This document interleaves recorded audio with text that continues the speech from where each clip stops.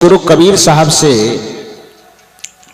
जब यह प्रश्न किया गया कि धरती के तमाम मनुष्य, चाहे वह किसी भी धर्म को माने, किसी भी पंथ को माने, किसी भी संप्रदाय को माने, किसी भी इष्ट को माने, उसके जीवन की अंतिम चाहना जब सुख और शांति के रूप में होती है,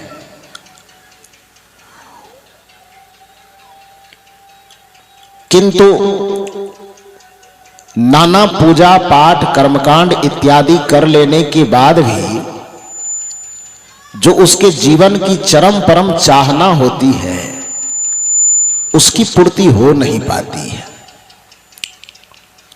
सुख और शांति का स्वप्न देखते देखते उसका पूरा जीवन व्यतीत हो जाता है, लेकिन सुख और शांति को वो प्राप्त नहीं कर पाता है।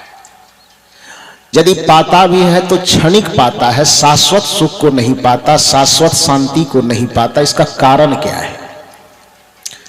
सदगुरु कबीर साहब ने बीजक के अंतर्गत इसके लिए एक शब्द कहा है, पानी में मीन पियासी, मोहि सुनी सुनी आवत हासी। इसी में एक कड़ी है, आत्म ज्ञान बिना नर भटके, कोई मथुरा कोई काशी, जैसे मृगा नाभि कस्तूरी, बन बन फिरत उदासी, मोहि सुनी सुनी आवत हासी।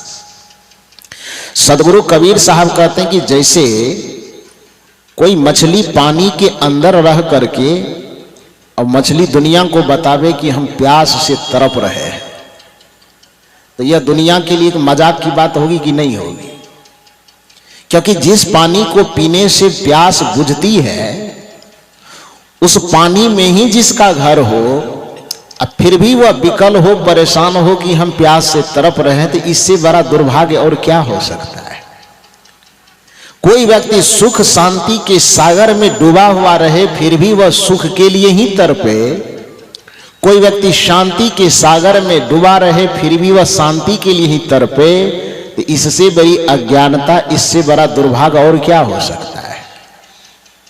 कबीर साहब कहते हैं जैसे उस मछली के कथन पर मुझे हंसी आ रही है कि है पानी के बीच, लेकिन वह प्यासे प्यासे तड़पते तड़पते जीवन भर तड़प करके मर जा रही है।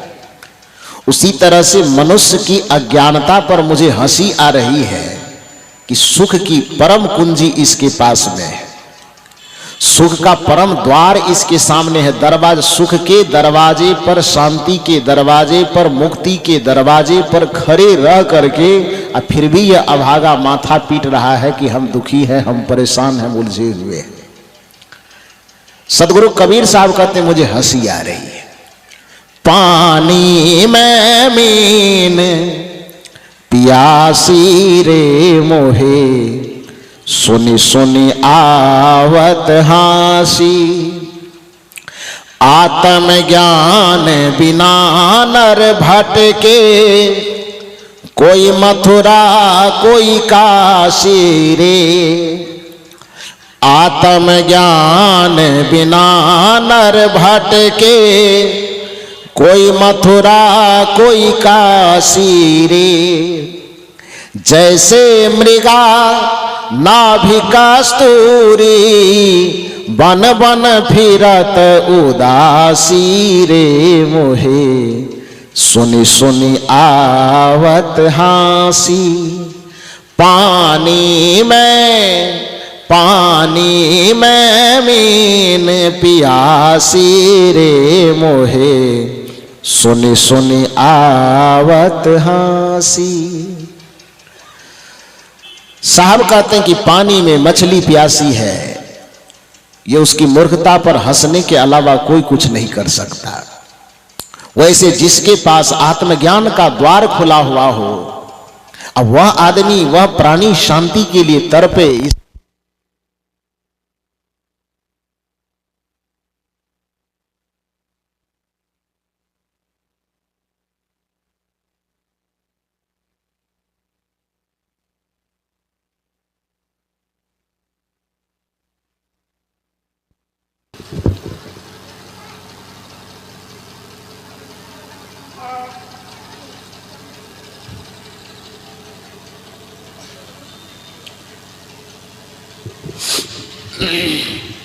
बोलिए सद्गुरुदेव की।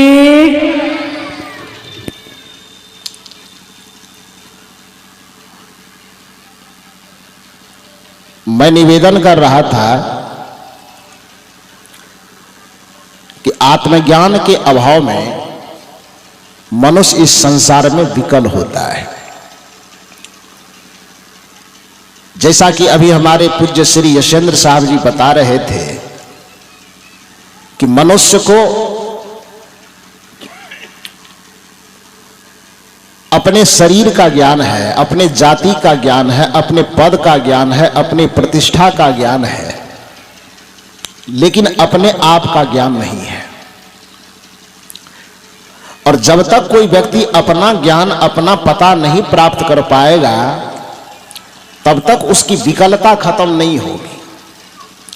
इसको संत जन एक कहानी के, बड़े रोचक कहानी के माध्यम से बताते हैं कि एक बार की बात है, किसी गांव में 10 चोर चोरी करने के लिए निकला। तो 10 चोर जिस गांव में चोरी करने जा रहा था, उस गांव के बीच में एक नदी पड़ रही थी।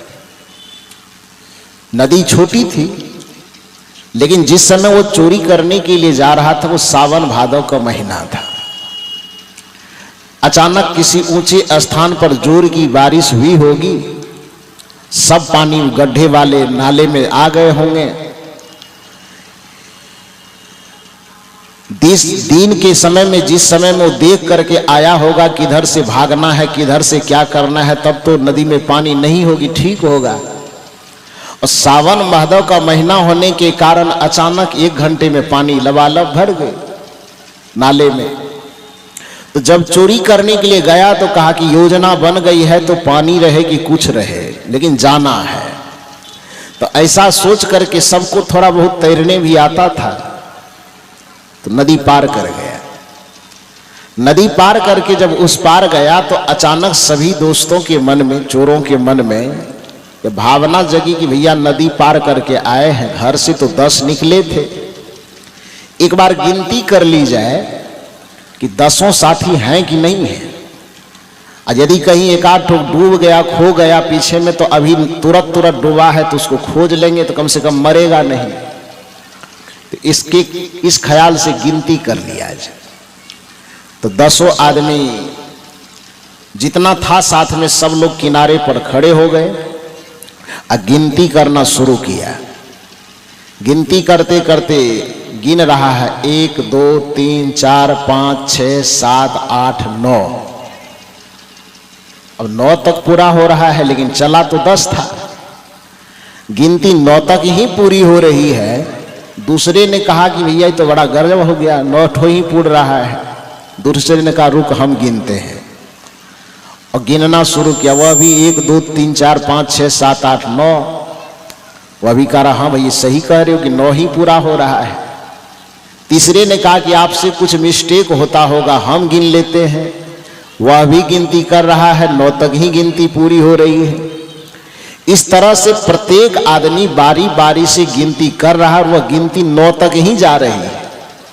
अब सबको छटपटी लग गई कि हाँ भाई सबको ही गिने, लेकिन सबका 9 ही पूरा हो रहा है। बड़ी बेचैनी। अब नदी में डुबकी मार मार करके खोज रहा है कि कहीं कोई डूब गया हो, माथा उठा हाथ लगे, खींच करके किसी तरह बाहर लावे। और खोजते खोजते, खोजने के चक्कर में एकदम रात बीत गई। सुबह होने की स्थिति में आई। ब्रह्म मुहूर्त में एक महात्मा टहलते टहलते जा रहे थे, उसी रास्ते से घूमने के लिए निकले होंगे। देखते हैं कि सुबह सुबह कोई आदमी नदी में डुबकी मार मार करके कुछ खोज रहा है। तो पूछा उसमें से, क्या खोज रहे हो? तो डर से बताया तो जा नहीं रहा है, लेकिन महात्मा समझ करके कहा कि महाराज क्षमा कीजिए, ये बताने लायक बात तो है नहीं, लेकिन आप महात्मा हैं इसलिए आपको बताना थोड़ा उचित समझ रहे हैं। हकीकत बात यह है कि आज रात हम लोग चोरी करने के लिए निकले थे। जिस समय देख करके गए थे नदी में पानी थी नहीं, अचानक जब आए तो नदी में पानी बढ़ गई। इसके वजह से हम लोग तैर करके आ रहे थे, घर से निकले थे 10 आदमी, लेकिन इस किनारे तक पहुंचे हैं। गिनती करते हैं तो 9 ही पूरा हो रहा है। एक आदमी गिनती करे तो बात समझ में आवे कि गलत सही हो सकता है। बारी बारी से सभी आदमी गिनती कर रहे हैं और संख्या 9 तक ही पहुंच रहा है। महात्मा ने कहा कि ऐसा है क्या? अच्छा एक बार मुझे भी गिनने दो, तो खड़ा हो जाओ सब लाइन में। लाइन में खड़ा हुआ। खड़ा होने के बाद महात्मा जी गिनते हैं तो देखते हैं तो 10 तो पूरा हो रहा है। फिर उससे पूछा कि भैया तुम लोग कैसे गिनती करते थे जी? तो लाइन में खड़ा करके सबको गिन रहा था, 1 2 3 4 5 6 7 8 9। समस्या यह थी कि सामने वाले को तो वह गिनती कर रहा था, लेकिन अपनी गिनती कर ही नहीं रहा था। तो जब सबकी गिनती कर रहा था किंतु अपनी गिनती उसमें शामिल नहीं कर रहा था, तो परेशान था। महात्मा आया, महात्मा ने समझाया कि दूसरे को गिनते गिनते थक जाओगे, लेकिन जब तक उसमें अपनी गिनती भी शामिल नहीं करोगे तब तक तुम इस विकलता से पार नहीं जा पाओगे, परेशानी से पार नहीं जा पाओगे। संत जन ये कहानी बता करके दुनिया को ये समझाना चाहते हैं कि जैसे वह चोर बाकी 9 की गिनती करने पर अपनी गिनती जब छोड़ देता था तो उसको भर रात परेशान रहना पड़ा, ठीक उसी प्रकार से हे मानव, पूरी दुनिया के आप सारे खगोल पिंड ब्रह्मांड को जान लीजिए, पूरे दुनिया के देवी देवता कथा कीर्तन कहानी को जान लीजिए, पूरे दुनिया के सारे रहस्यों को जान लीजिए, लेकिन जब तक आप अपने आत्म तत्व को नहीं जानेंगे, जब तक आप स्वयं को नहीं जानेंगे, तब तक आपके आवागमन का चक्र नहीं मिटेगा, तब तक आपके जीवन की अशांति नहीं मिटेगी।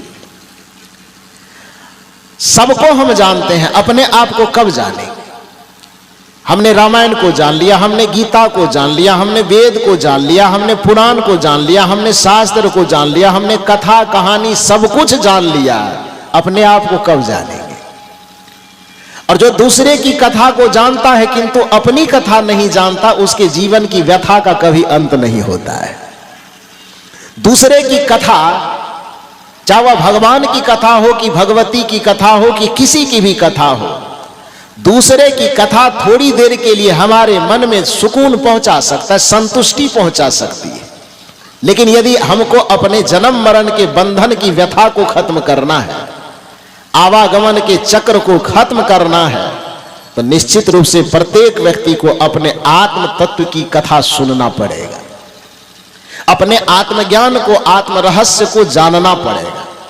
और उस आत्मज्ञान को, आत्म रहस्य को जानने का एक ही मार्ग है जिसको हम सत्संग कहते हैं, उनको बताने वाले को हम सद्गुरु कहते हैं। जब तक व्यक्ति आत्मज्ञान तक न पहुंचे, कोई व्यक्ति कहे कि हम शास्त्रों को पढ़ करके, रामायण गीता इत्यादि पढ़ करके हम अपना कल्याण कर लेंगे, तो कबीर साहब तो कहते हैं कि तब शब्द की छाया पकड़ के केवल भटकते रहोगे। एक साखी है कबीर साहब का, एक शब्द का एक छोटा सा हिस्सा कि बिन विवेक भटकत फिरे पकड़ शब्द की छाह।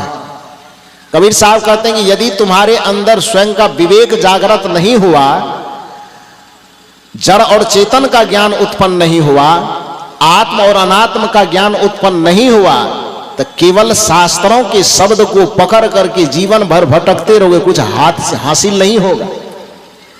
कुछ लोगों को लगा कि कबीर साहब निर्गुण परंपरा वाले हैं, शायद इसीलिए कथा कहानी का ज्यादा वैल्यू नहीं देता है।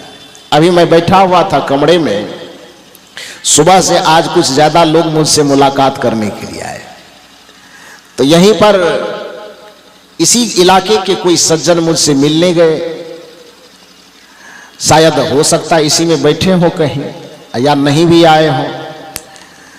तो वो मुझसे जब मिलने आए तो बातचीत करने के दरमियान उन्होंने कहा कि